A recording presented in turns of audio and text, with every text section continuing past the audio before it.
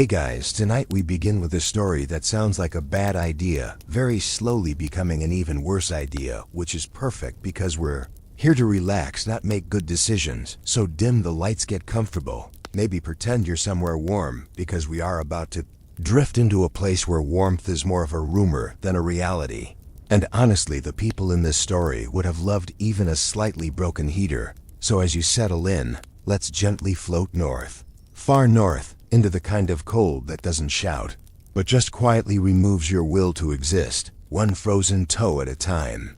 So imagine it's the 1800s, a time when maps still had big blank spaces labeled with things like probably ice or no idea. Good luck, and naturally this made certain men extremely excited, because nothing attracts ambitious explorers quite like a location that clearly does not want them there. And leading this particular adventure is Sir John Franklin,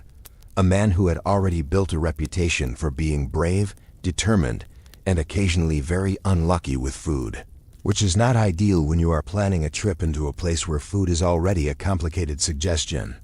Franklin, like many explorers of his time, believed deeply in the idea that the Arctic was basically a puzzle waiting to be solved. And the specific puzzle here was the Northwest Passage, a sea route through the Arctic that would connect the Atlantic and Pacific Oceans, which sounds very useful on paper and extremely frozen in practice. But that didn't stop the British Admiralty from saying yes, let's absolutely send 2 ships directly into that situation. Because why not double down on optimism? The ships were called HMS Erebus and HMS Terror, which, if you think about it, are not exactly names that whisper confidence and comfort, but more like names that quietly warn you about how this might end. And yet everyone involved looked at those names and said, yes, that seems perfectly fine, let's proceed. And so in 1845, Franklin and 128 men set off with supplies, scientific instruments, and the kind of confidence that only exists before anything has gone wrong yet.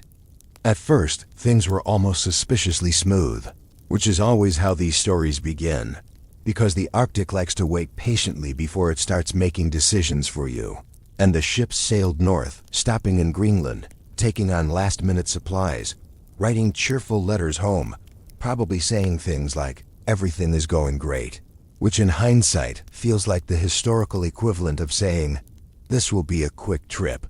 And then they continued onward, disappearing into the icy maze where maps stopped being helpful and ice started being in charge. Now the Arctic ice is not like a simple frozen surface that politely stays still. It moves, it shifts, it presses, it traps, and sometimes it just decides that your ship is now part of it,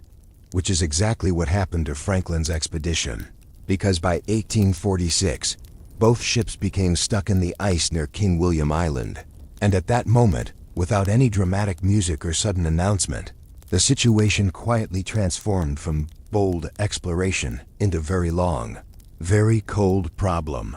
Being trapped in the ice sounds almost peaceful at first, like maybe you're just parked for a while, but the reality is that the ice doesn't care about your schedule, and winter in the Arctic is not just cold, it's an extended experience of darkness where the sun simply leaves for months, as if it also decided this was not a place it wanted to be. And so the men found themselves living on ships that were frozen in place, surrounded by endless ice, with a sky that slowly dimmed into a kind of permanent twilight. And this is where things start to stretch, because time in the Arctic does not move normally. Days blur together, nights are just longer days, and everything becomes about routine survival and trying not to think too much about how far away home is. And to their credit, the crew tried to maintain order. They had structured schedules, meals, even entertainment, because humans will always try to normalize even the strangest situations, like hosting a little social gathering while being completely trapped in ice, which is both admirable and slightly surreal. The ships themselves were actually quite advanced for their time. Reinforced hulls, steam engines, heating systems, which all sound impressive until you realize they were still fundamentally wooden ships sitting inside crushing ice in temperatures that could freeze thoughts mid-sentence. But for a while, these features helped. The men stayed relatively comfortable, at least compared to the outside world, which was basically a frozen desert with wind that felt personal. Food was carefully rationed, with preserved meats, biscuits, and canned goods, which were considered modern and reliable. Although, in a quiet twist of historical irony, some of these canned foods were poorly sealed, leading to contamination, which means that while the crew thought they had solved the problem of long-term food storage, they had actually introduced a slow, invisible issue that would later become very important in a very unpleasant way.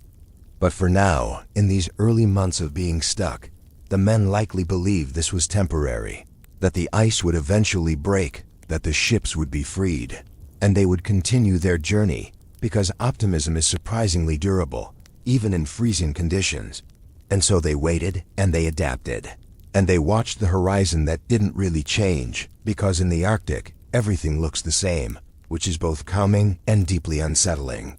Sir John Franklin himself, at this point, was already in his late 50s, which in the 1800s was not exactly the age you'd choose for a long, stressful Arctic expedition, but he carried on with the steady confidence of someone who had faced hardship before. Although history has a habit of quietly noting that experience does not always guarantee a better outcome, especially when the environment is fundamentally indifferent to your plans. As the first winter settled in fully, the darkness became complete, not metaphorically but literally a kind of endless night where the sun simply did not appear. And this is where the title of our story begins to make sense, because the longest night is not just about hours. It's about the feeling that time has stretched into something thick and unmoving, and the men, surrounded by ice and silence, were now living inside that feeling. And yet, they continued their routines, they read, they kept records, because documentation is something humans cling to when everything else feels uncertain, as if writing things down might somehow anchor reality in place. And in a way, it does, because these records are how we know what happened. Or at least what started to happen, before things slowly, quietly, began to go wrong. Because here's the thing about being stuck in the Arctic. It's not one big dramatic disaster, it's a series of small, manageable problems that gently stack on top of each other, until suddenly they are not manageable anymore. And at this stage, those problems were still small, still subtle, still easy to ignore if you focused on the daily routine, and didn't think too far ahead. But the ice was not melting, and time was passing, and supplies, no matter how carefully managed, are always finite, and the men, even if they didn't say it out loud, must have started to feel that quiet shift from confidence to concern, like a thought that lingers just at the edge of your mind, not loud enough to panic you, but persistent enough that you can't quite relax. And somewhere in all of this, the Arctic remained completely unchanged. The ice stretched endlessly, the wind moved as it pleased, and the cold stayed constant, as if reminding everyone that this was not a place that adapted to humans, but rather a place where humans had to adapt, often unsuccessfully. And with that gentle, unhelpful reality settling in, the expedition continued into its long frozen pause, still waiting, still hoping, and slowly, almost politely, drifting toward a future that was not going to be as simple as anyone had planned. And from here, as the night continues and the cold settles deeper, we'll stay with them, right where that last moment of quiet hope still exists, just before things begin to shift in ways that are much harder to ignore. And as that quiet hope lingers, stretched thin across the frozen stillness, the second winter begins to approach in the most unhelpful way possible, which is slowly, almost politely, as if the Arctic is giving them plenty of time to notice that nothing is changing. Because the ice, despite everyone's expectations, has absolutely no intention of moving anytime soon. By the time 1847 rolls in, the men aboard the Erebus and Terror are no longer treating this as a short delay, and instead it becomes something else entirely, something heavier, something that settles into their daily routine like an uninvited guest who refuses to leave. And yet they continue on with their structured lives, because routine is one of the few things that still feels controllable. Meals are still served, watches are still kept, small tasks are still assigned, because even in a frozen prison, discipline is what keeps everything from quietly unraveling. And so the officers maintain order, the sailors follow instructions, and everyone pretends, at least outwardly, that this situation is temporary, even as the months begin to stack up in a way that feels increasingly permanent. The darkness returns again, not dramatically, just gradually, as the sun dips lower and lower until it disappears completely, leaving behind that familiar, heavy twilight that eventually gives way to full Arctic night. And by now, the novelty of endless darkness is worn off, replaced by a kind of dull acceptance, like realizing that this is simply how things are going to be for a while. Inside the ships, life continues in a strange imitation of normalcy. There are books to read,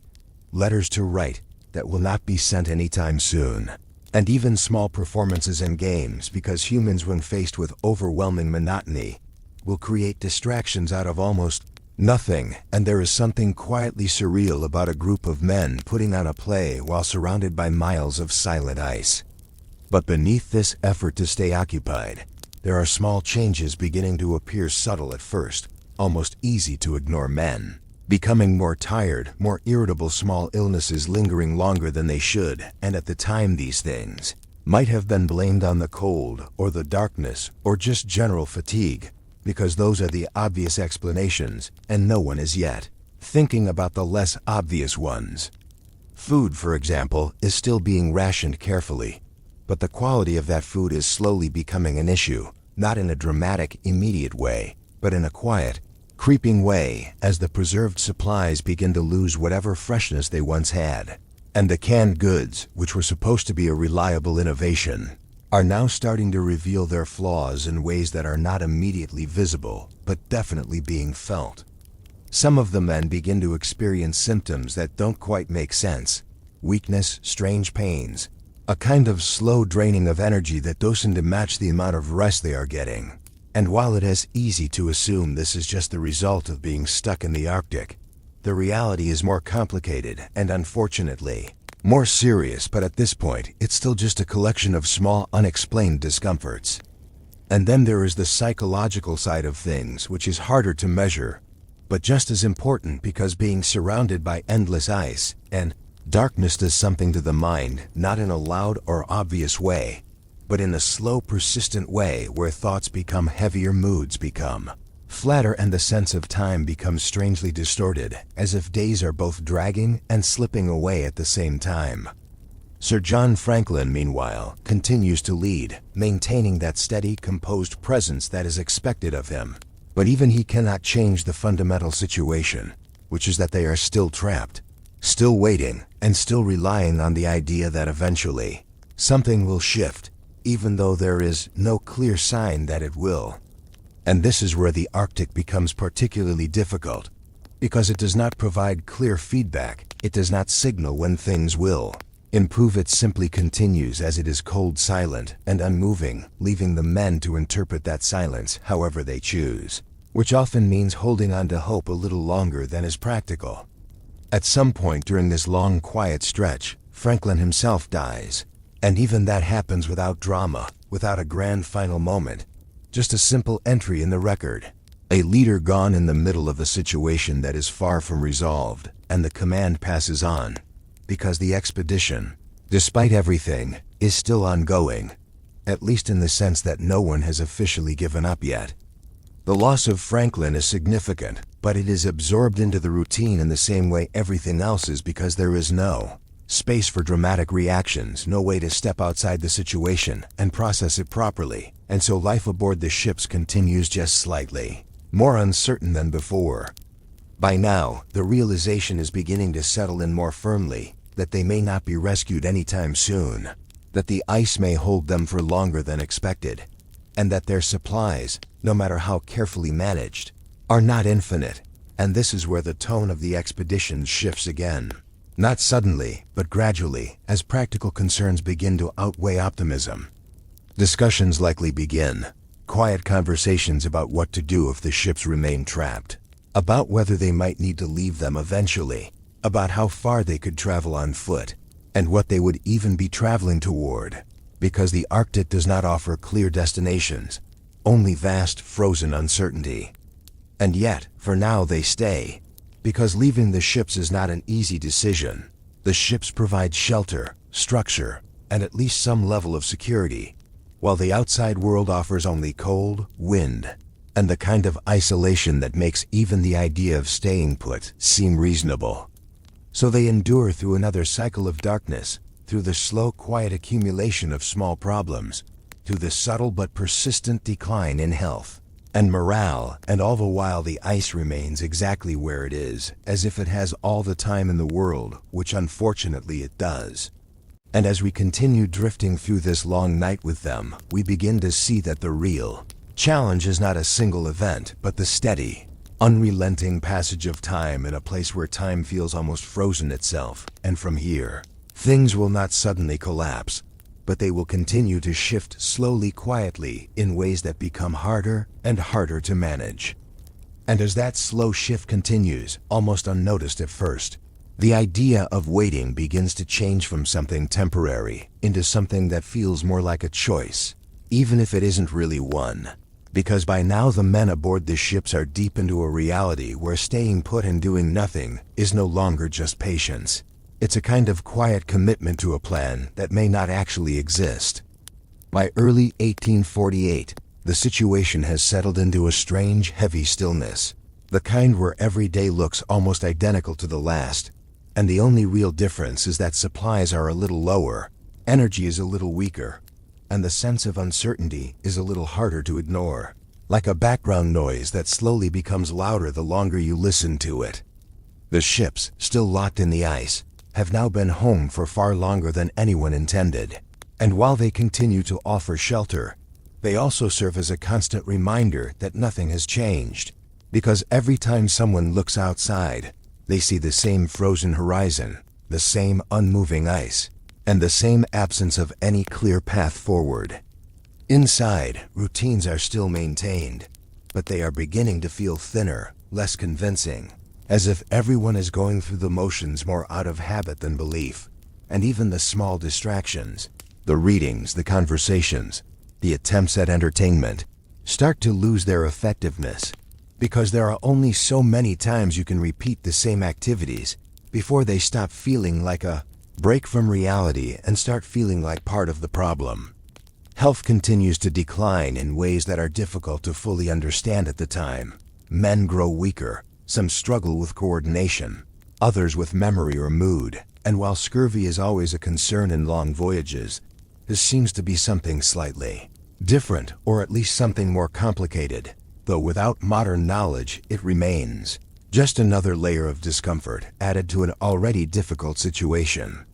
The food still being rationed is now clearly not what it once was, and the canned supplies, which were supposed to be a solution, are quietly contributing to the problem, though no one can quite pinpoint how, and so meals continue, eaten more out of necessity than enjoyment, each one a small reminder that resources are finite and time is not on their side. And then there is the cold, always present, always steady, never dramatic but never forgiving either, seeping into everything, into the wood of the ships, into the air inside them, into the bodies of the men, until it becomes less of an external condition and more of a constant companion, something that is simply always there, shaping every moment without needing to announce itself. At some point, the leadership, now in new hands after Franklin's passing, begins to face the reality that staying with the ships indefinitely may not be sustainable, and this is where the quiet discussions from before begin to take on more weight, turning from hypothetical conversations into something closer to planning, even if that planning is uncertain and incomplete. Because leaving the ships is not just a logistical challenge, it is a psychological one. The ships represent safety, familiarity, and structure, while the outside world offers none of those things. And stepping away from them means stepping into a vast, empty landscape where every direction looks equally unhelpful, which is not exactly encouraging. But staying has its own risks, and by now, those risks are becoming harder to ignore, and so the idea of moving, of attempting to reach some form of civilization, or at least a known location, begins to feel less like a desperate gamble, and more like the only remaining option, even if no one says it quite that directly. In April 1848, a decision is finally made, not with dramatic speeches or sudden urgency, but with the kind of quiet resolve that comes from having no better alternatives. The ships are to be abandoned, and the men will attempt to travel south, toward the nearest outposts of civilization, pulling sledges loaded with supplies, boats, and whatever else they believe they might need for the journey. And there is something almost surreal about this moment, because after years of being stuck in one place, the idea of movement must have felt both hopeful and deeply intimidating, like stepping into a future that is uncertain but at least different from the present, which by now has become too heavy to continue indefinitely. The preparations for departure are careful but inevitably limited. They can only carry so much, and every item must be weighed against its usefulness, which leads to decisions that, in hindsight, seem strange, but in the moment probably made a certain kind of sense. Because when you are operating under stress, with incomplete information and declining health, your priorities can shift in ways that are not entirely logical. And so they packed their sledges, including boats for crossing open water if they encounter any, along with food, equipment, and even some personal items, because letting go of everything at once is harder than it sounds, and people tend to hold on to small pieces of normal life, even in the most abnormal situations. Then, one by one, they leave the ships behind, stepping out onto the ice that had held them for so long, and begin the slow, exhausting process of pulling heavy loads across a landscape that offers no assistance. No clear path, and no guarantee of success, just an endless stretch of white that looks the same in every direction. Walking in the Arctic is not like walking anywhere else. The ground is uneven. The snow can be deep or hard or somewhere in between. The wind can shift without warning, and every step requires effort, especially when you are already weakened, and especially when you are pulling a sledge that feels heavier with every passing mile. And yet, they move slowly, steadily, because movement itself becomes the goal, the act of going forward, even if the destination is uncertain, because staying still is no longer an option. And so the expedition transforms once again from a stationary struggle to a moving one, which, in some ways, is even more difficult. As they leave the ships behind, those wooden structures that had been their world for so long, there's no dramatic farewell. No final look back described in detail, just a quiet transition from one phase of the ordeal to another, because by now, the men are likely too tired, too focused, and too aware of the challenges ahead to indulge in anything more reflective. And so they begin their journey across the ice, carrying with them what remains of their supplies, their strength, and their hope, moving slowly into a landscape that is vast, silent, and entirely indifferent. And as we continue with them, we will see that this decision, necessary as it was, brings with it a new set of challenges that are even harder to endure, though still unfolding in that same quiet, unhurried way that the Arctic seems to prefer. And as they move away from the ships, step by step, the first thing that becomes clear is that walking across the Arctic is not a dramatic adventure, but a very slow negotiation with exhaustion. Because every step forward feels like it has to be earned, and the landscape, which looks flat and simple from a distance, turns out to be quietly difficult in ways that are almost impressive. The sledges are heavy, much heavier than anyone would like to admit, loaded with boats, supplies, and items that seemed necessary at the time of packing. And now, as they pull them across uneven ice and snow, those decisions begin to feel less certain. Because every extra pound is something that has to be dragged forward by bodies that are already running on limited energy. The group moves slowly, not in a straight line, but in a careful, adjusting path that responds to the terrain, avoiding ridges, navigating around patches of rough ice, and occasionally stopping to rest, which becomes more frequent as time goes on, because rest is no longer optional. It's something that the body demands whether the mind agrees or not. And the cold, which had already been a constant presence, now feels closer, more direct, because without the relative shelter of the ships there is nothing between them and the wind except their clothing, and while that clothing is designed for harsh conditions, it can only do so much when the environment is determined to remain exactly as it is. Conversations during this journey are likely minimal, not because there is nothing to say, but because speaking requires energy, and energy is something that must be carefully managed. So much of the Time is spent in a kind of quiet focus, each person concentrating on the simple act of moving forward one step at a time. The idea of distance also changes out here. What might look like a short stretch on a map becomes a long drawn-out effort. In reality and without clear landmarks, it's difficult to measure progress in any meaningful way, which can make the journey feel endless, even when they are technically moving in the right direction. Food continues to be rationed, but now it has to be carried as well, which adds another layer of complexity, because every meal consumed makes the load slightly lighter, but also reduces the remaining supplies. And so each decision about when and how much to eat becomes part of a larger calculation that has no easy answers.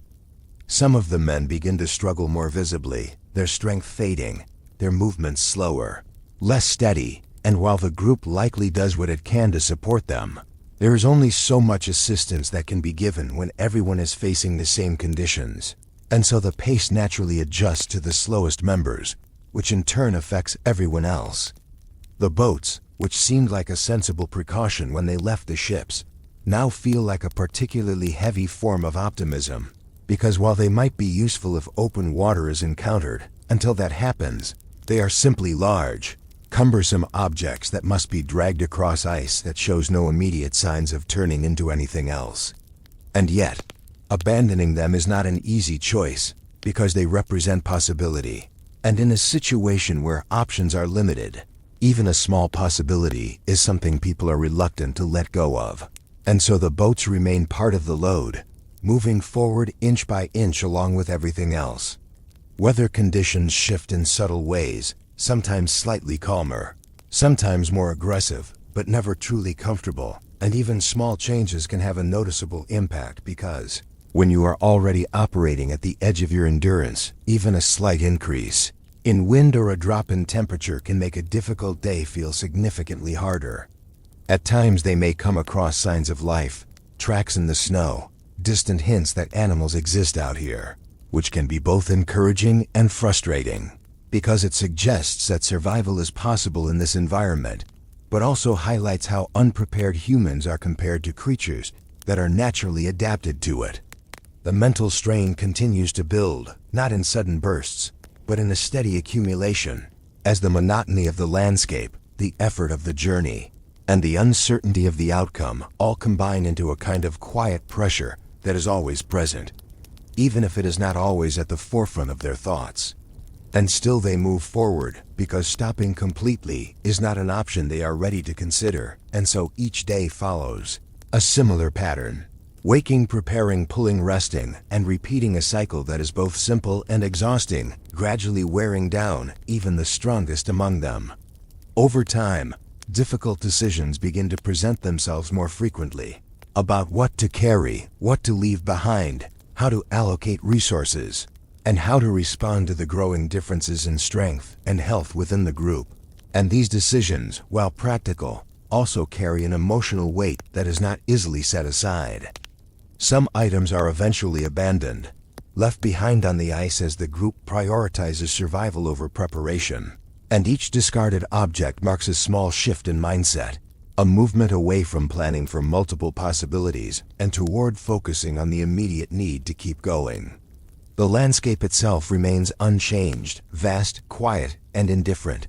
offering no guidance, no reassurance. Just the same endless stretch of white that they have been moving through since they left the ships. And this lack of variation can make it difficult to feel any sense of progress, even when progress is being made. As the journey continues, the group becomes smaller, not necessarily all at once, but gradually as individuals fall behind or are unable to continue at the same pace. And while the details of these moments are not always clearly recorded, the overall effect is a steady reduction in numbers that reflects the increasing difficulty of the situation. And through it all, the Arctic remains exactly what it has always been, a place that does not adapt, does not respond, and does not offer second chances, simply existing in its cold, quiet way as the men continue their slow movement across it, carrying with them the last remnants of their supplies and their strength. And as we stay with them on this long, steady walk, we begin to see that the challenge is no longer just about survival in a harsh environment, but about endurance in the face of something that does not change, does not end quickly, and does not provide clear answers. Only the ongoing question of how much longer they can continue. And from here, that question becomes harder to avoid with each passing step. And as that question lingers, growing heavier with each slow step forward, there comes a point where endurance is no longer something you measure in days or distance, but in moments, small decisions, small efforts, the simple act of continuing even when the body has started to quietly disagree with the plan. By now the journey has lost whatever sense of direction it once had, not because they are completely lost in a dramatic way, but because the landscape offers so little guidance that moving forward begins to feel less like following a route and more like maintaining motion for its own sake, which is both necessary and deeply uncertain at the same time. The sledges, though lighter than before, are still a burden, and each pull feels slower, more deliberate, as if the energy required to move them has to be gathered piece by piece. And the pauses for rest grow longer, not out of choice, but because standing still for a moment is sometimes the only way to continue at all. The cold remains constant, but it now feels more personal, not because it has changed, but because the men have their bodies are weaker, their resistance lower, and so the same temperature that once felt manageable now feels heavier, pressing in more noticeably with each passing day. Food is becoming a serious concern, not in an abstract way, but in a very immediate one. The rations are smaller, the supplies fewer, and the knowledge that there is no easy way to replenish them adds a quiet urgency to every decision about when to eat and how much to take. Some of the men begin to show clearer signs of illness, their movements unsteady, their expressions distant, as if they are not fully present in the moment, and while the exact causes are still not fully understood by them, the effects are becoming impossible to ignore, creating a growing sense that the situation is shifting into something more serious. The group, once a structured expedition with clear roles and hierarchy, is now something looser, more fluid, shaped by necessity rather than design. Because in conditions like this, strict organization can only hold for so long before it begins to adapt to the realities of survival. And yet, there is still a shared effort to keep moving together, to maintain some sense of unity, even as an individual strength varies, because the idea of splitting up carries its own risks, and so they continue as a group, adjusting their pace and expectations as needed. The boats, those heavy symbols of possible escape, become harder to justify with each passing mile, and at some point, the practicality of carrying them begins to outweigh the hope they represent, leading to another difficult decision about what to keep and what to leave behind. Letting go of them is not just about reducing weight, it's about letting go of a certain kind of future, one where open water might have offered a different path. And so when they are finally abandoned, it marks a quiet turning point, a moment where the focus narrows even further to the immediate challenge of survival on foot. The environment offers no response to these changes, no indication that they are getting closer to anything, just the same vast expanse of ice and snow, stretching out in every direction, unchanged and uninterested in their progress, which makes the journey feel both continuous and strangely static at the same time. Mental fatigue deepens, not in dramatic breakdowns, but in a kind of steady dulling, where thoughts become slower, decisions take longer, and the effort required to stay focused increases, adding another layer of difficulty to an already demanding situation. And still, they move, because stopping entirely would mean accepting an outcome that they are not ready to accept. And so even as their strength fades, they continue forward, step by step, holding on to the idea that somewhere ahead, there is something different, something better, even if they cannot see it yet. The distances covered each day become smaller, almost unnoticeable, and what once might have been a day's journey now stretches into several, as the pace slows to match the diminishing energy of the group. And this gradual reduction in movement adds to the sense that time itself is slowing down along with them. At some point, the group begins to fragment, not by choice, but by circumstance, as some are unable to keep up. Others push forward slightly faster, and the cohesive structure that once defined the expedition gives way to smaller clusters, each dealing with the same challenges in slightly different ways. The silence of the Arctic becomes more pronounced in these moments, not because it has changed, but because there are fewer voices to fill it in. So the quiet stretches longer, broken only by the sound of movement, the crunch of snow, the pull of sledges, and the occasional wind passing through without comment.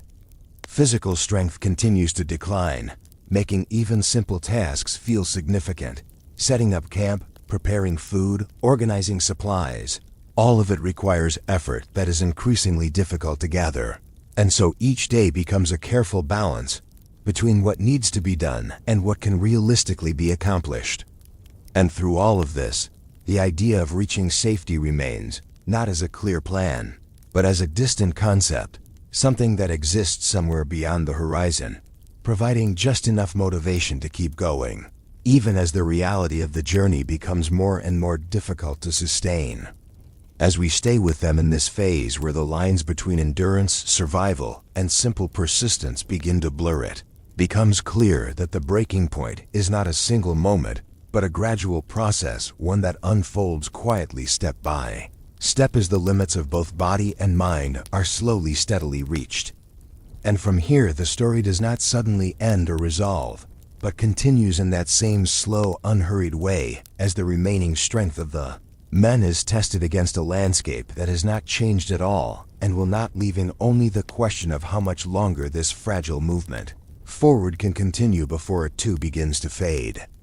And as that fragile movement continues growing slower and quieter with each passing day, there comes a point where the journey is no longer something that can be measured in progress at all, but simply in presence, in the fact that they are still there, still moving in some form, even as the distance between effort and result becomes almost impossible to notice. The Arctic, unchanged as ever, stretches out around them with the same calm indifference, the same endless white that has accompanied every step of their journey, and by now, it feels less like a place they are passing through and more like something they have become part of, absorbed into its stillness without any clear boundary. The men who remain are fewer, quieter, and moving at a pace that reflects not determination alone, but limitation, because at this stage, continuing forward is no longer a choice driven by strategy, but a simple response to the instinct to keep going for as long as possible. Food, what little remains, is no longer a structured ration but a diminishing resource, something that is used carefully, sparingly, and with the understanding that it will not last much longer. And yet it is still shared, still managed, because even in the most reduced circumstances, the habits of order and cooperation linger. The cold continues as it always has, steady and unremarkable in its consistency, no longer something that demands attention, but something that exists in the background of every moment, shaping the experience without needing to announce itself. At some point along this long, quiet path, movement begins to slow in a different way, not just gradually, but more noticeably, as if the energy required to continue is becoming harder to find, and the pauses between steps grow longer, the rests more frequent, until the line between resting and stopping begins to blur. There are no dramatic scenes here, no final declarations or clear endings, just a gradual settling as individuals reach the limits of what they can do, and the journey which once stretched ahead with uncertain possibility begins to shorten into something much smaller, much closer, focused only on the immediate moment. And one by one, the movement fades, not all at once, not in a single place, but across the landscape, leaving behind traces of where they had been, small signs that tell a quiet story of effort, persistence, and the slow realization that the environment they faced was not something that could be overcome in the way they had hoped. The ships far behind them now remain where they were left, still held in the ice, silent and unchanged, as if nothing had ever happened, as if they were simply waiting for a crew that would not return. And in a way, they become part of the story as well, markers of a beginning that did not lead where it was expected to. In time, others will come looking, search parties sent to find out what happened, piecing together the story from scattered evidence, from notes left behind, from the remains of camps and supplies, slowly reconstructing the path that was taken and the decisions that were made. Because even a quiet ending leaves traces that can be followed.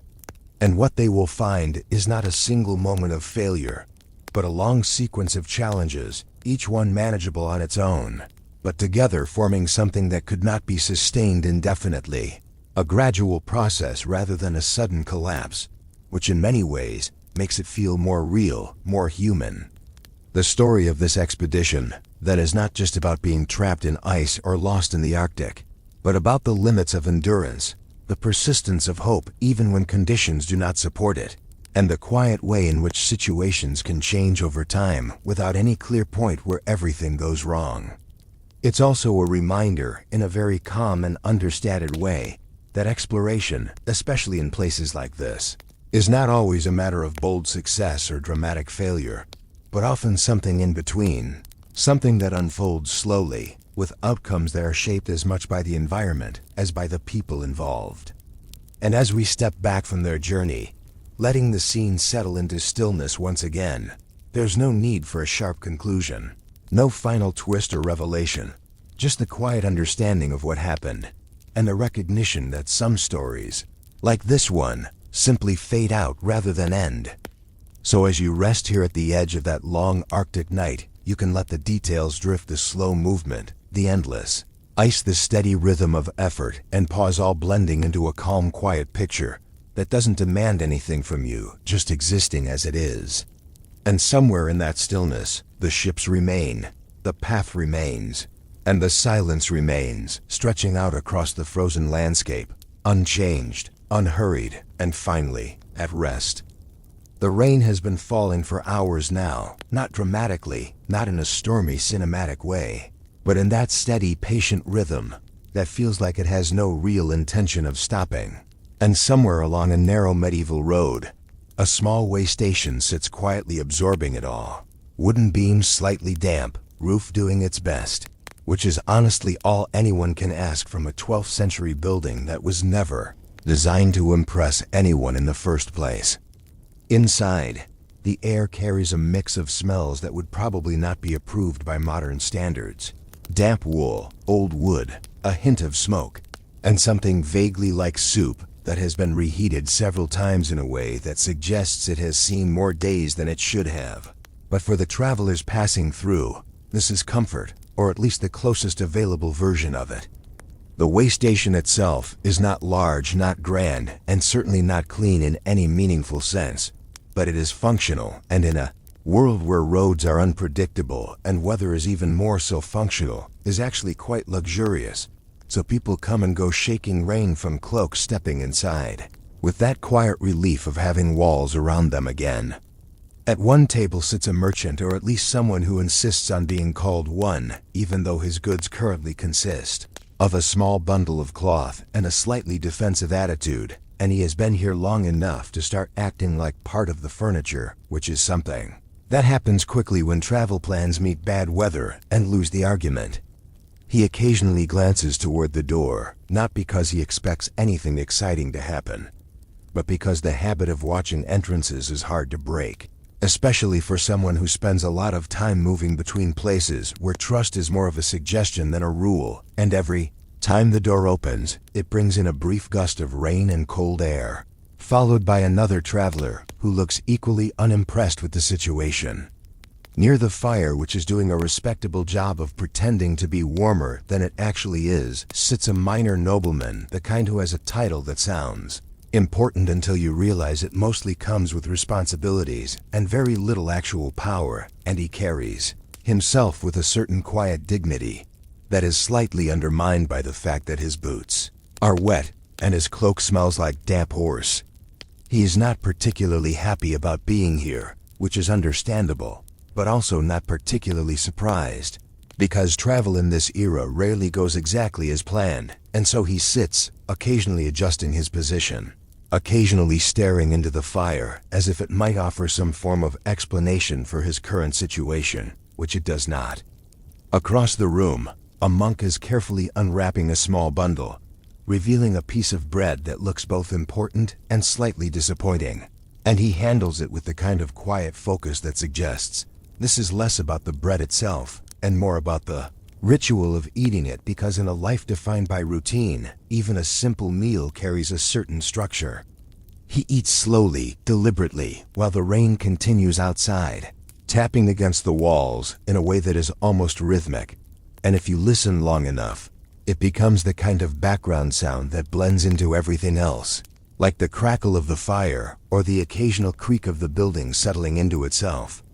The keeper of the Waystation moves between tables with a calm efficiency that suggests he has seen every possible version of this situation before. Travelers delayed, moods slightly dampened, conversations drifting in and out of existence depending on how tired people are. And he does not rush, because there is nowhere for anyone to go until the rain decides otherwise. At some point, another traveler enters, a young man with the kind of expression that suggests he is new to long journeys, and still slightly surprised by how uncomfortable they can be, and he pauses just inside the door, taking in the room, the people, the smells, and the general atmosphere of quiet resignation, before stepping further in and finding a place to sit.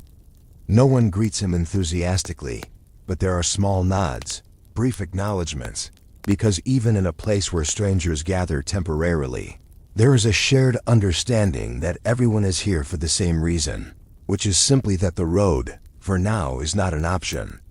Time moves slowly in the Waystation, not because anything unusual is happening, but because nothing particularly changes. The rain continues, the fire burns, people sit, eat, and occasionally speak in low voices that do not carry far, creating a kind of gentle hum that fills the space without ever becoming loud or demanding attention. The merchant eventually begins to talk, not loudly, but enough to be heard by those nearby, sharing a story that may or may not be entirely accurate about a deal he once made in a town that sounds slightly more impressive with each retelling, and no one interrupts him, because stories, even slightly exaggerated ones, are a way to pass the time, and time is something they all have in abundance at the moment. The nobleman listens without fully engaging, occasionally nodding in a way that suggests polite acknowledgement rather than genuine interest, while the monk continues his quiet meal, seemingly unaffected by the conversation, existing in a slightly different rhythm than the rest of the room. Outside, the road remains empty, the rain smoothing over any signs of recent travel, turning the path into a soft, uncertain surface that no one is eager to step back onto just yet. And so the Waystation continues to hold its temporary collection of people, each one waiting for the same unspoken signal that it is time to move again. And yet, there is no urgency here, not really, because in a world where delays are expected, where plans are flexible by necessity, waiting becomes part of the journey rather than an interruption to it. And so the hours pass in this quiet, steady way, marked only by small changes, the shifting of light, the gradual cooling of the air, the slow realization that this rainy afternoon is not in any hurry to end. As the fire is adjusted and the shadows shift slightly along the walls, the Waystation remains what it has always been, a place between places, not meant to hold anyone for long, and yet perfectly capable of doing so when the world outside decides otherwise, which, on this particular afternoon, it clearly has. And as that slow afternoon continues to stretch itself across the damp wooden walls, the conversations inside the Waystation begin to drift in a way that feels almost unplanned, stopping, and occasionally looping back on themselves, as if even the words are slightly affected by the steady rhythm of the rain outside.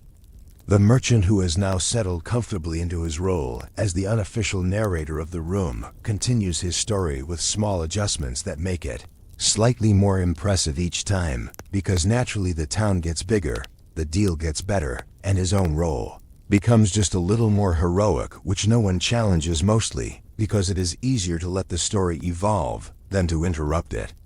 The young traveler listens with a kind of cautious interest, not entirely convinced, but also not experienced enough to confidently doubt it, and so he nods at the appropriate moments, occasionally asking small questions that allow the merchant to expand further, which he does with quiet enthusiasm.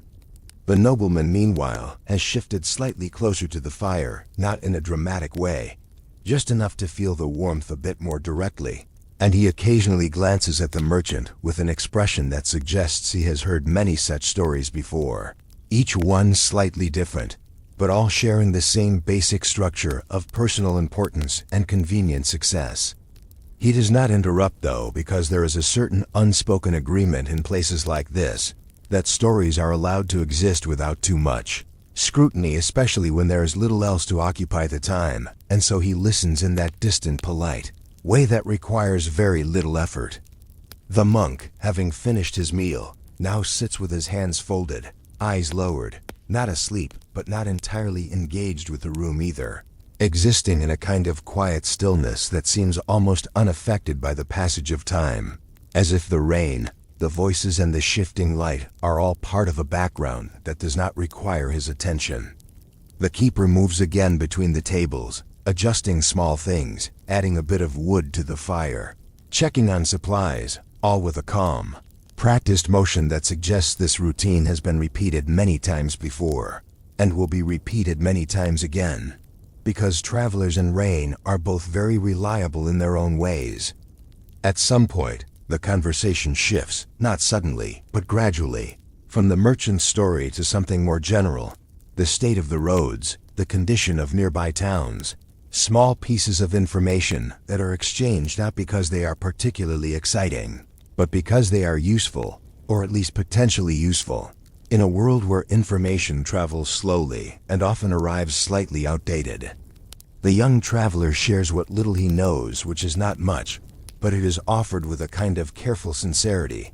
and the others listen not expecting anything remarkable, but appreciating the contribution all the same, because even small details can matter when you are planning your next move, whenever that might be. The nobleman adds a few observations of his own, delivered in a measured tone that carries just enough authority to be taken seriously, though not enough to dominate the conversation, and for a moment, the room feels slightly more connected, as if these scattered individuals are briefly forming a shared understanding of the world beyond the walls.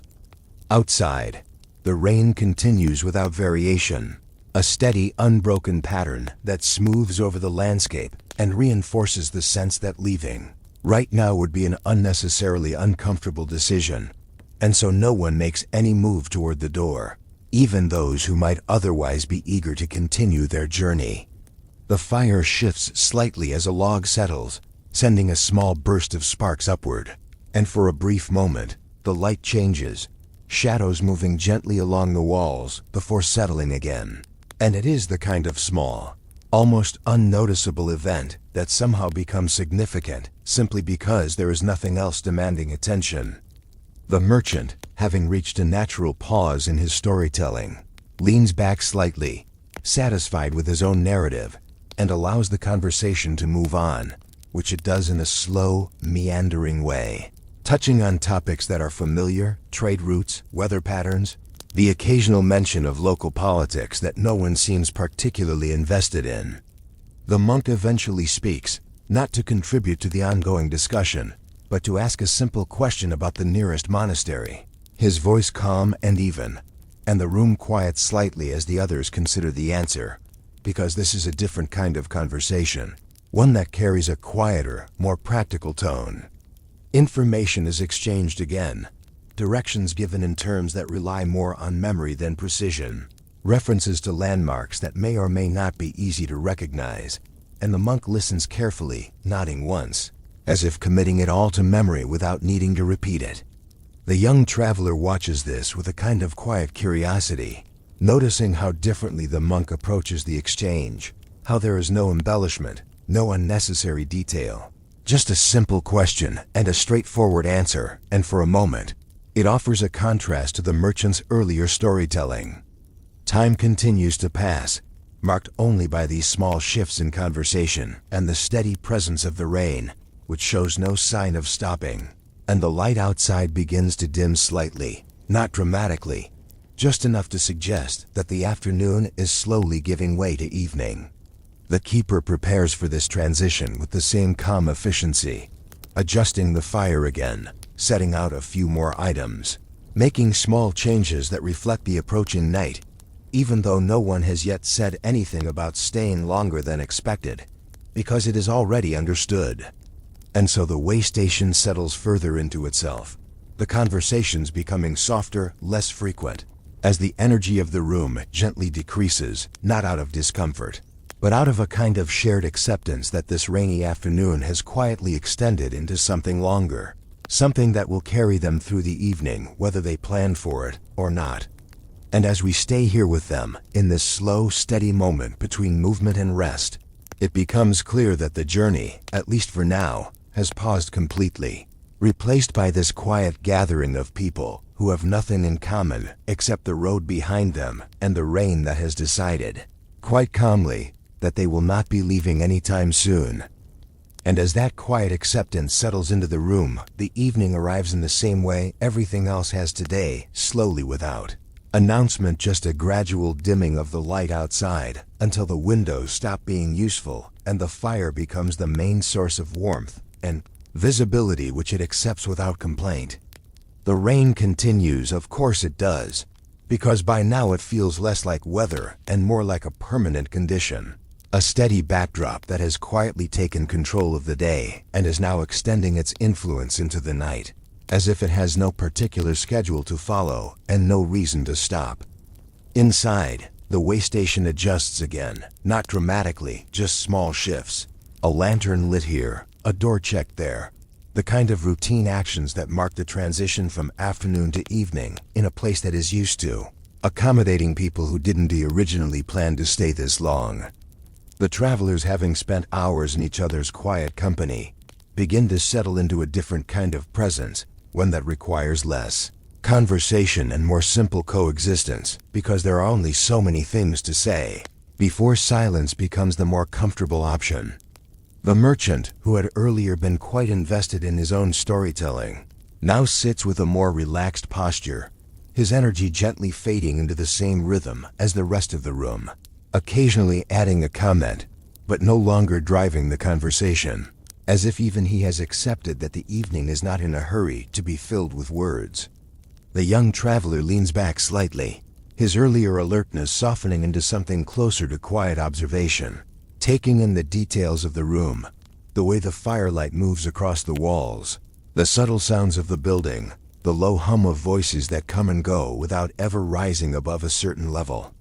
The nobleman, who has been maintaining his composed presence throughout, now allows himself a small adjustment of comfort, removing his gloves and placing them near the fire to dry. A simple act that suggests he has fully accepted that he will not be continuing his journey tonight, even if he has not said it out loud. The monk remains as he was, calm, still, and slightly apart from the rest, though not disconnected, simply existing in a way that does not require much interaction.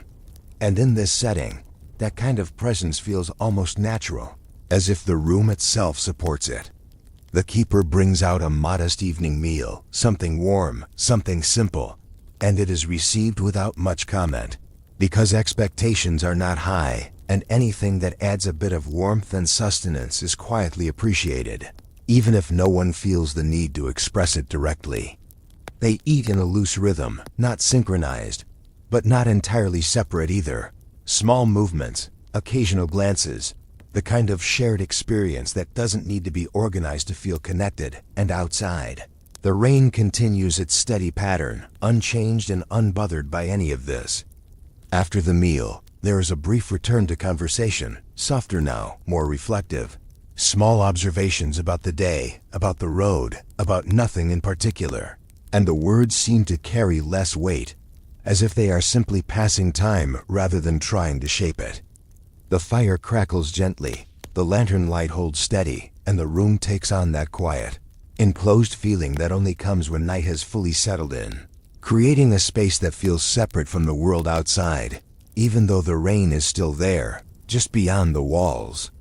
At some point, the practical matter of sleeping arrangements begins to take shape, not through formal discussion, but through small actions. Someone choosing a place near the wall, another adjusting their belongings to create a bit of space. The kind of quiet organization that happens without needing to be announced. The young traveler watches this process with interest, learning without being told how these situations unfold, how people naturally find their places, how the room rearranges itself to accommodate the night, and he follows along, choosing a spot that feels both practical and slightly out of the way.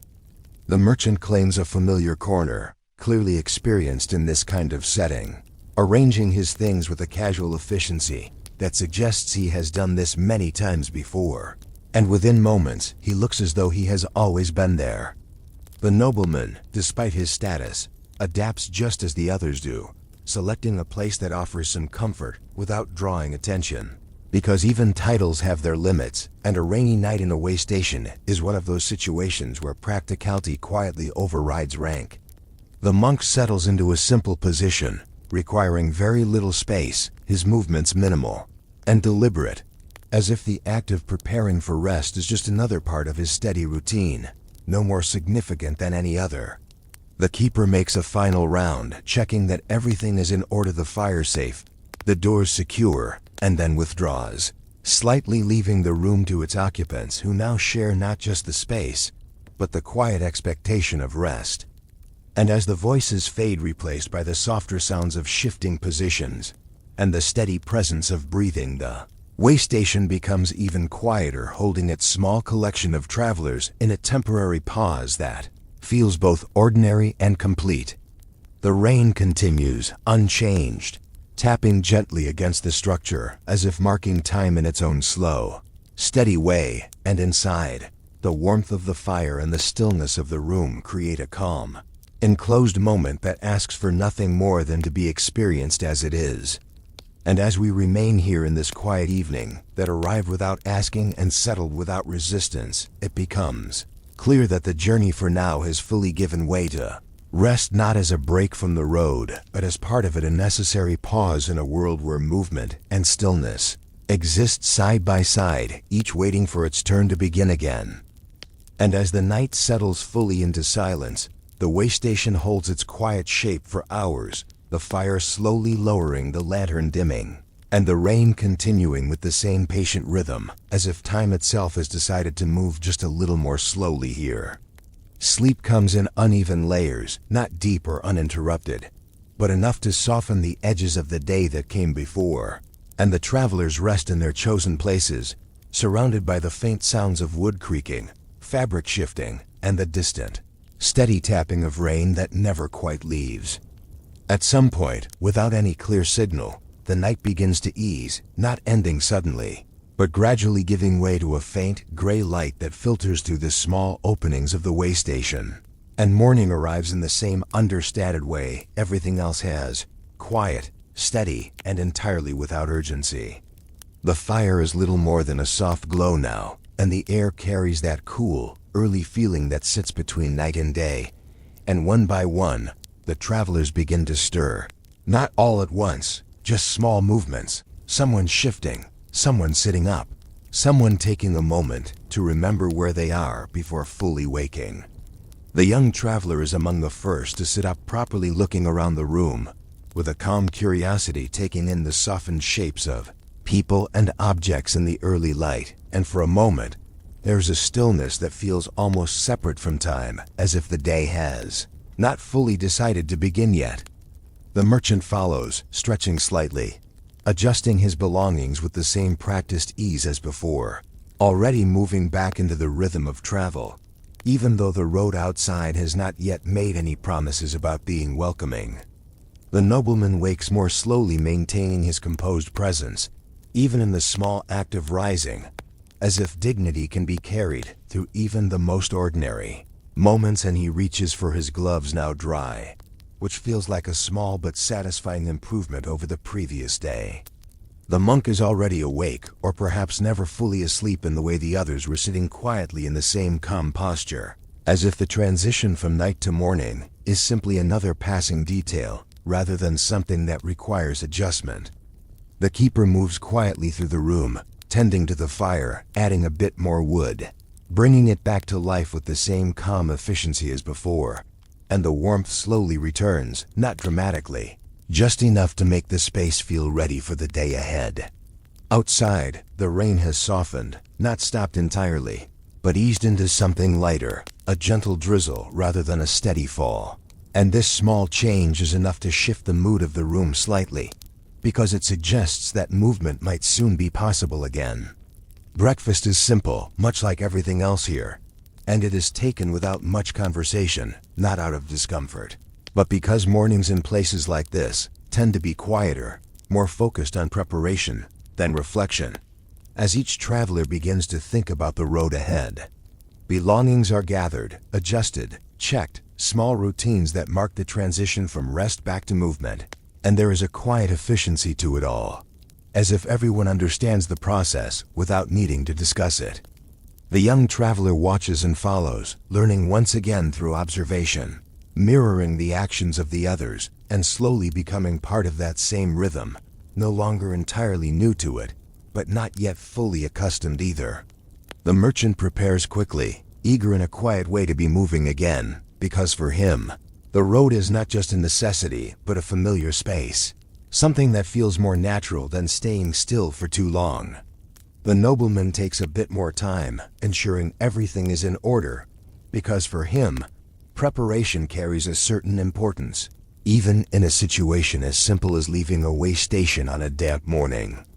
The monk gathers his few belongings with minimal movement, ready to continue without any visible urgency, as if the concept of being late or early does not quite apply in the same way.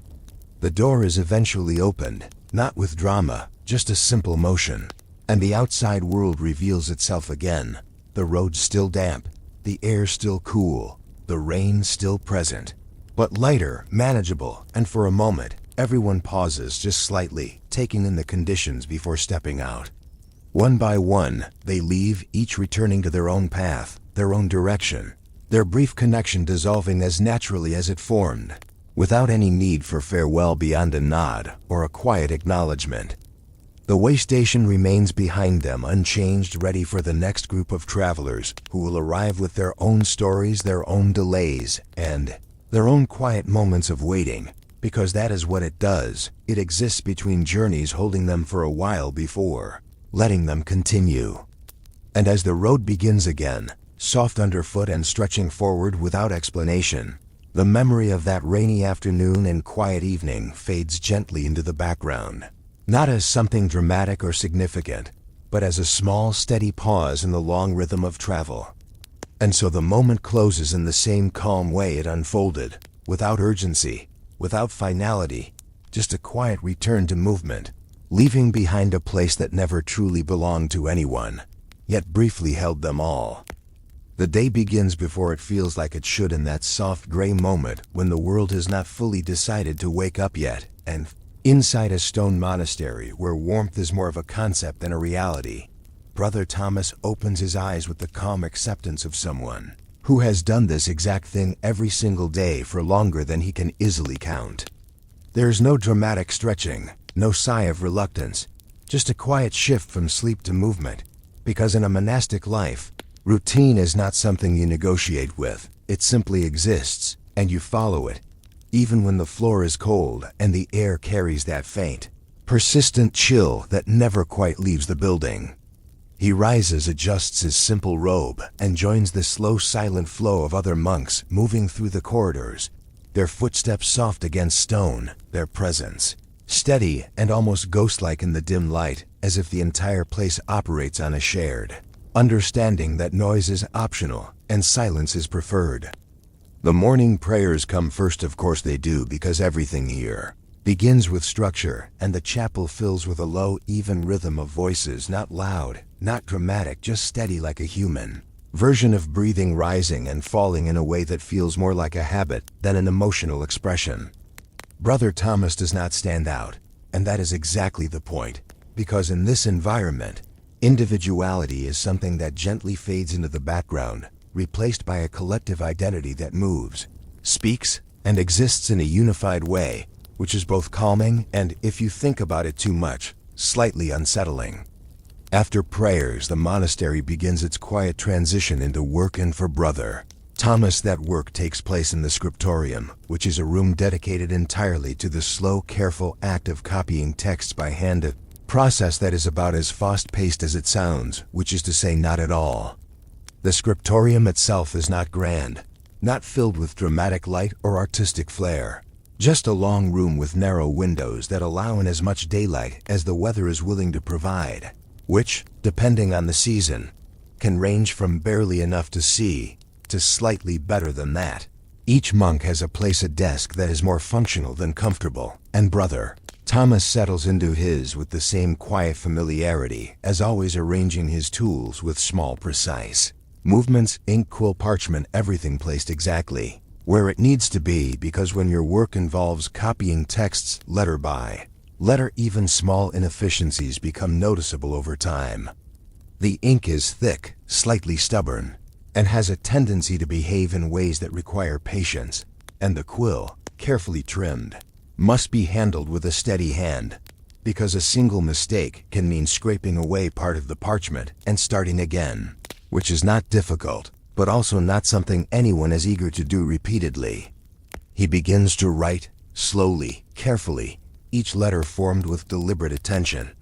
because this is not just writing, it is replication, and accuracy is everything, meaning that even the smallest deviation is quietly unacceptable, not in a dramatic, punished way, but in a calm, persistent expectation of precision.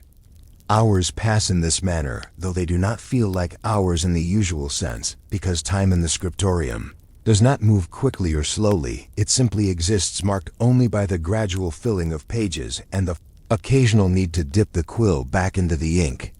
The silence in the room is not absolute, but it is close, broken only by the faint sounds of movement, the soft scratch of quills against parchment, the occasional shift of a chair, and it creates a kind of atmosphere that is both focused and slightly hypnotic, as if the act of writing has its own quiet rhythm that everyone unconsciously follows. Brother Thomas, like the others, works without speaking, because conversation is not entirely forbidden, but it is discouraged, not through strict enforcement, but through the simple understanding that silence makes the work smoother, and in a place where the work never really ends, smoothness is appreciated.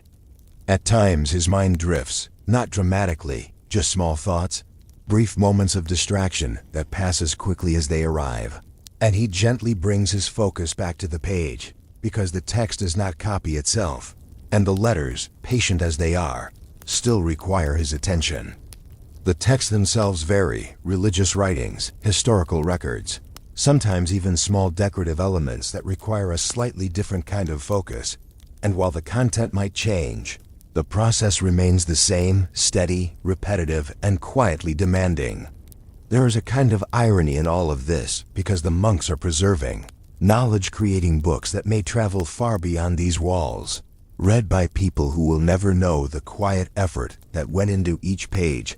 and yet the process itself is almost entirely hidden, existing in this silent room, where time moves differently.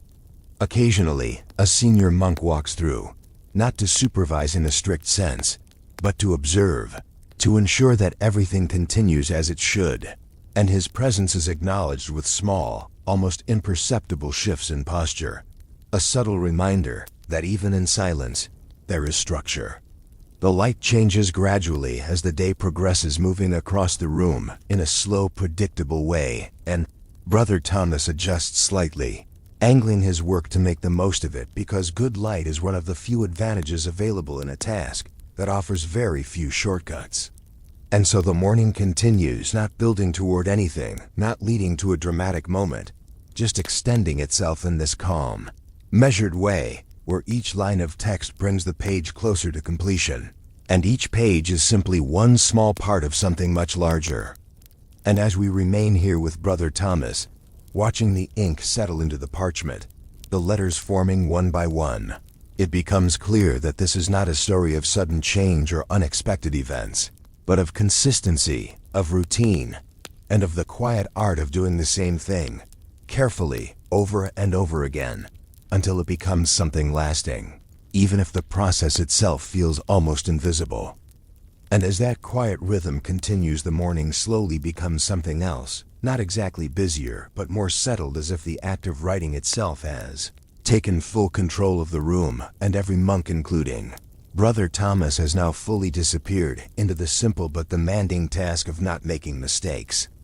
Because that, in many ways, is the real work here, not just writing words, but avoiding errors, which sounds simple until you realize that a single misplaced letter can quietly undo an entire section. And while corrections are possible, they are never ideal. And so the goal becomes a kind of steady perfection that is pursued one careful stroke at a time. Brother Thomas dips his quill again, just enough ink, not too much, because too much leads to blotting, and blotting leads to that slow, patient process of scraping the parchment, which no one enjoys. And so he continues with that balanced movement that has become almost automatic over time. The parchment itself is slightly uneven, not perfectly smooth, because it comes from treated animal skin, and while it has been prepared with care, it still carries small variations that must be navigated, and so his hand adjusts constantly, making tiny corrections that are barely noticeable but absolutely necessary. Around him, the other monks move in similar patterns, each one engaged in their own text, their own page, their own quiet effort to maintain consistency, and there is something almost synchronized about it, even though no one is coordinating. Just a shared understanding of how this work is done. Time, once again, becomes difficult to measure, not because it has stopped, but because nothing marks its passing in an obvious way. There are no loud signals, no interruptions, just the gradual accumulation of written lines and the occasional shift in light that suggests the day is moving forward. At some point, Brother Thomas pauses, not out of distraction, but because his hand needs a moment, and he flexes his fingers slightly, a small, practical movement that allows him to continue without strain. Because even something as simple as writing can become physically demanding when done for long enough. He looks at the page, reviewing what he has written, not with pride, but with a kind of quiet inspection, checking for consistency, for clarity, for any small detail that might need adjustment, and finding none, or at least none that stand out. He resumes his work with the same steady focus. The room remains almost entirely silent, though not in an uncomfortable way. It is the kind of silence that feels intentional, supportive, even as if it exists specifically to make this kind of work possible. And over time, it becomes something you stop noticing altogether. Occasionally, a faint sound breaks through, a quill being trimmed, a piece of parchment being adjusted, a chair shifting slightly. But these sounds are brief, and they settle back into the overall quiet almost immediately, leaving the atmosphere unchanged.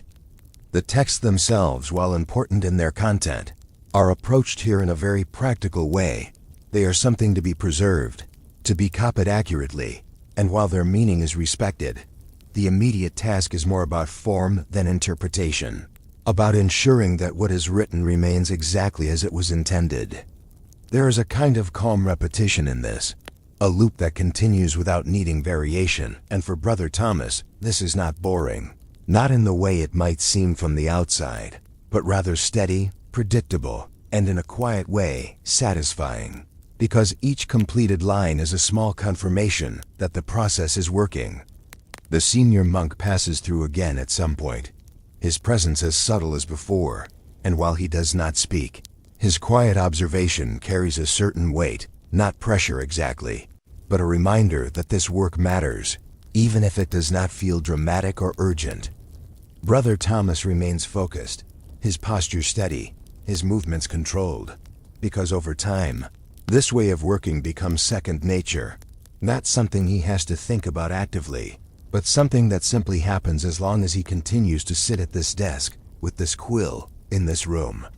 The light shifts again, slightly brighter now, filtering through the narrow windows in a way that makes the ink stand out more clearly against the parchment. And this small improvement is quietly appreciated, even if no one acknowledges it out loud. There is no rush, no deadline pressing down in a visible way, but there is an understanding that the work continues, page after page, day after day, and so Brother Thomas writes. Not faster, not slower, just steadily, maintaining that careful balance that defines everything here. And as the morning begins to edge toward midday, not with any clear signal, but with a subtle change in the feel of the room, it becomes clear that this process will continue for as long as needed, not building toward a conclusion, but extending itself in that same calm, unbroken line of effort. Because in the Scriptorium, there is no single moment that defines the work, no point where everything suddenly becomes complete. Just a continuous flow of ink and attention, moving quietly forward, one letter at a time, until the page is filled, and then another begins. And so Brother Thomas continues, his focus steady, his movements precise, existing within this quiet system that values patience above all else. And as we remain here with him, it becomes clear that the art of the Scriptorium is not just about writing, but about enduring the slow, careful process of doing it well, over and over again, without needing anything more than that. And somewhere along that slow, almost invisible stretch of time, the day begins to lean toward what might be called midday, although no one announces it, and there is no dramatic shift, just a quiet understanding that enough hours have passed for a small pause to be allowed, which in a place like this feels less like a break and more like a gentle adjustment in the rhythm. Brother Thomas does not immediately stop. Of course he doesn't, because stopping in the middle of a line would be unnecessarily chaotic. And so he finishes the sentence he is working on, carefully completing the final letter with the same attention he has given to every other one, before finally lifting the quill and placing it down with deliberate care. Around him, the same pattern unfolds, each monk reaching a natural stopping point. Not all at once, but gradually, like a series of small decisions made independently, but arriving at the same conclusion. And the room, while still quiet, begins to feel slightly different, less focused, more at rest. The tools are set aside, ink-covered parchment protected, because even in a pause there is a method and nothing here is left to chance, not even a moment of rest, which in its own way is still part of the routine. Brother Thomas stretches his fingers again, this time a little more fully, the small stiffness of hours spent writing easing just enough to remind him that he does, in fact, have hands, and that they have been working consistently for longer than they might prefer, although they would never say so.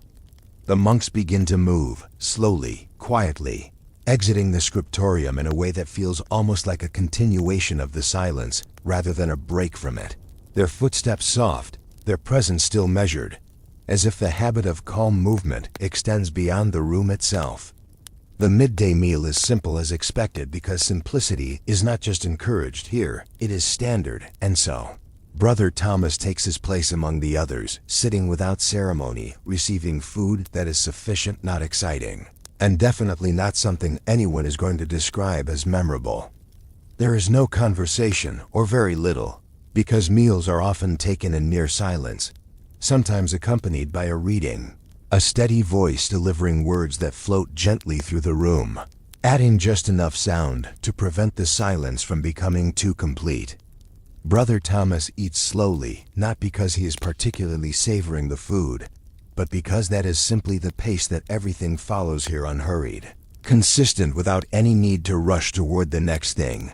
because the next thing will happen regardless. And there is a certain calm in that, a removal of urgency that might feel strange from the outside. But within these walls, it becomes normal, even comforting, because when every day follows a similar pattern, there's very little left to worry about in terms of what comes next. After the meal, there is a brief period of rest, not a full sleep, just a moment to exist without a task, which for someone like Brother Thomas feels almost unusual because doing nothing is not something that happens often, and when it does, it is handled with the same quiet discipline as everything else.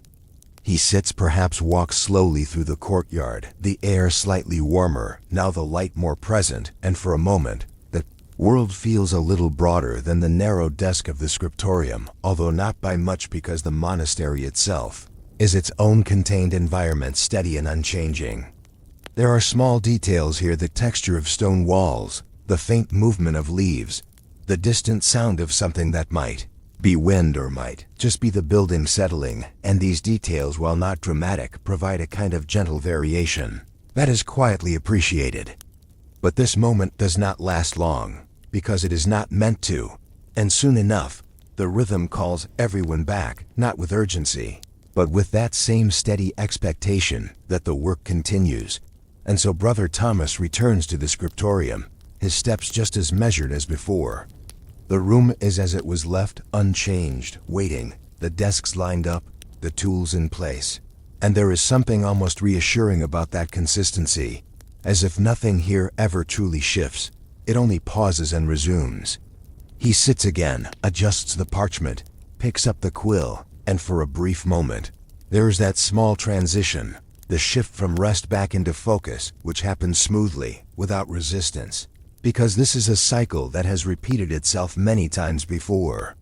The ink is still there, the page still waiting, and so he begins again. The first stroke of the afternoon, no different from the last stroke of the morning, because in this work, continuity is everything, and breaks are simply brief interruptions in an otherwise unbroken line. And as the writing resumes, the silence settles back into place, the rhythm returns, and the scriptorium once again becomes a space where time moves quietly forward, marked only by the steady, careful creation of text that will outlast the hands that write it.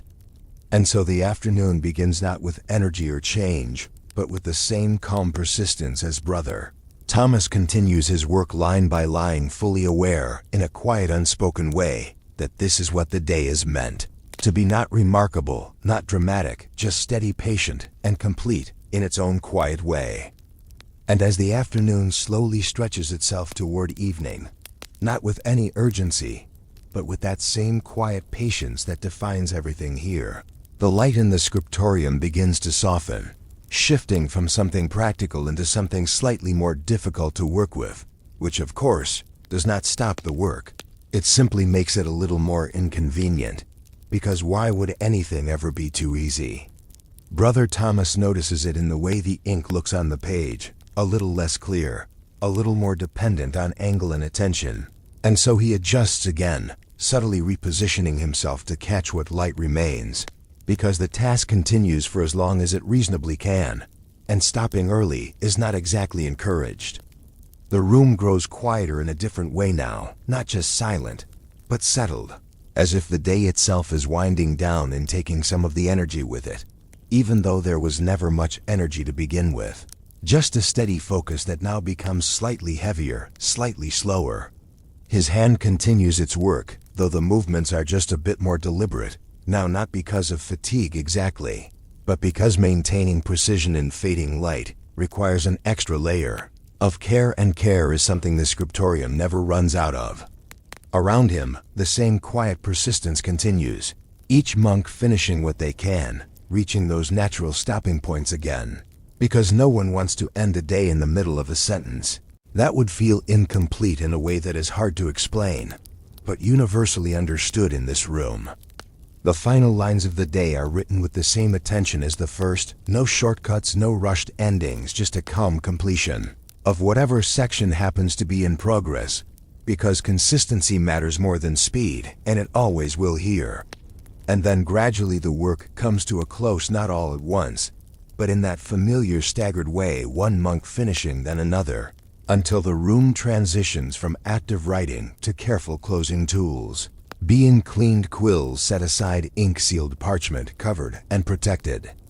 Brother Thomas places his quill down, wipes it with practiced care, and takes a moment to look at the page, not with pride or relief, just a quiet acknowledgement that this portion is done, and tomorrow it will continue, because it always continues. He rises from his seat, his body carrying that mild stiffness that comes from hours of stillness, and joins the others as they move out of the scriptorium, their steps just as soft as they were in the morning, as if the entire day has taken place within a single unbroken tone. Evening prayers follow, of course they do, because just as the day began with structure, it ends with it as well. And the chapel once again fills with that low, steady rhythm of voices familiar, now almost expected, like the final note in a long, quiet sequence. There is no dramatic reflection, no sudden realization about the meaning of the day, just participation, presence, and the continuation of a pattern that does not ask for interpretation, only repetition. Afterward, the monastery settles into its evening state, which looks remarkably similar to every other state. It has calm, ordered, and quietly, Self-contained with small movements, minimal sound, and a general sense that nothing here is in a hurry to become something else. Brother Thomas returns to his sleeping space, simple, functional, unchanged, and prepares for rest with the same lack of ceremony that marked the beginning of his day, because in a life like this, even the transitions are steady and predictable. He lies down, the faint chill of stone still present, though now it feels less noticeable, perhaps because the body has adjusted, or perhaps because the mind is already beginning to drift, letting go of the careful focus that defined the hours before. There is no rush into sleep, just a gradual fading as thoughts slow, then soften, then quietly disappear, much like the light did earlier in the Scriptorium, leaving behind a calm, empty space where nothing more needs to be done. And somewhere in that stillness, the entire day settles into memory, not as a series of events, but as a single continuous flow, ink to parchment, silence to silence, beginning to end without any sharp edges or sudden changes. Tomorrow will be the same, or very close to it, the same cold floor, the same quiet prayers, the same careful writing. And for Brother Thomas, that is not a burden. It is simply the shape of his life, steady, repetitive, and in its own quiet way, complete. And so the monastery rests, the Scriptorium empty, the ink drying slowly on pages that will last far longer than the hands that wrote them. And in that quiet, unremarkable ending, the day closes exactly as it began, without drama, without urgency, just a calm return to stillness where everything is ready to begin again.